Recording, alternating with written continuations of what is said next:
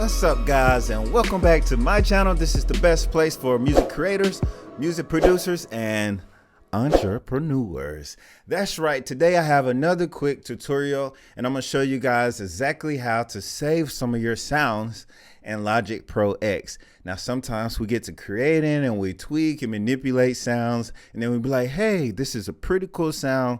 I want to be able to come back to it later for another track or another idea. How do I do that? And today I'm going to show you exactly how to do that using Logic Pro X. So let's jump right into it.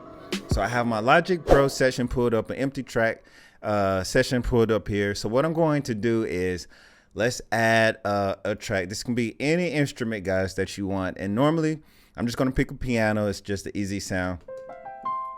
And normally when you pull up a track, it's already going to have its own little effects and all that cool stuff. But what I'm going to do is change that sound and see if we can save it and then come back to it later. So the easiest thing to do is the EQ, and you guys, you can put distortion, compression, reverb, any effect that you guys want on it.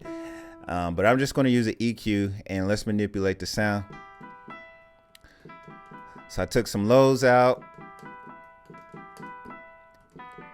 So you can hear the difference. I'll take it off. And let's just do one more thing. Let's add a delay. So where's my delay? Right here. Boom. So we'll add a delay to that as well.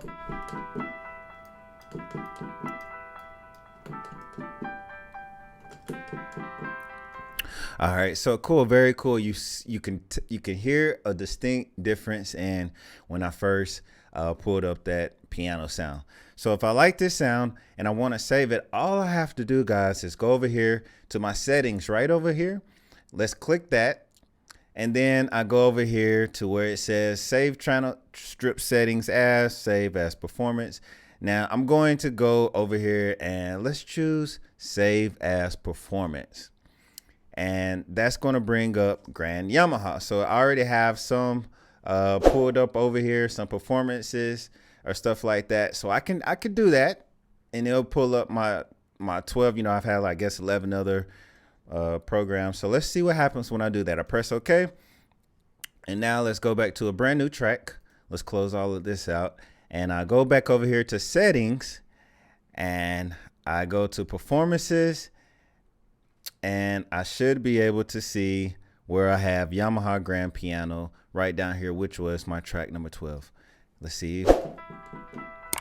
And it pulls up my piano with the EQ and the what do I have on a delay.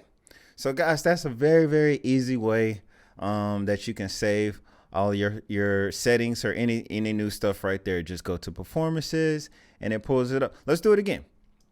So let's go to create a new track. Let's say let's just delete this one right here, and let's go back to my first original track, and let's just add, say, a distortion or something to it, and it's going to sound probably real distorted or kind of gritty, but it's just a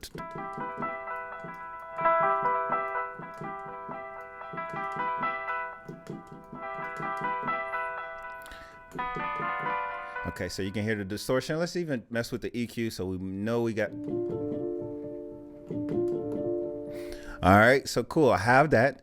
And what I'm going to do now, let's go over here and save. Instead of performances like we did last time, let's save under channel strip settings as. And obviously, guys, it kind of gets you to the same place. It's going to have channel strip settings as, and then you have different options: bus, master, output, track. And since I'm on an instrument track, I will choose instrument track, and I'll go right here to performances, and you can go in here and rename it just like last time, and we'll just call this the piano tutorial right there, and I press save. And let's just create another track. Let's see what happens if it's saved. So I'll go back over here to my settings, and let's go to performances, or actually let's go to yeah, we could just go back to performances here, and you will see where is it at? Yamaha Grand Piano or Piano Tutorial right here on the bottom. So it saves it still in the same place. So it kind of does the same thing from my understanding. I usually go to just save under performances, so it's right there. But I can pull up my piano tutorial. And as you can see, it did save my settings. So guys, this is a very efficient way if you're creating and you come up with very cool sounds and you don't remember how to get back to it, or you want to save time for your next project. Just go right in there. It only takes a few seconds to save that sound, and you will be able to quickly keep that creative energy and that juice going for your next project. And as always, guys, I hope you enjoyed this. I'm Kris KeyZ. Stay creative. Peace.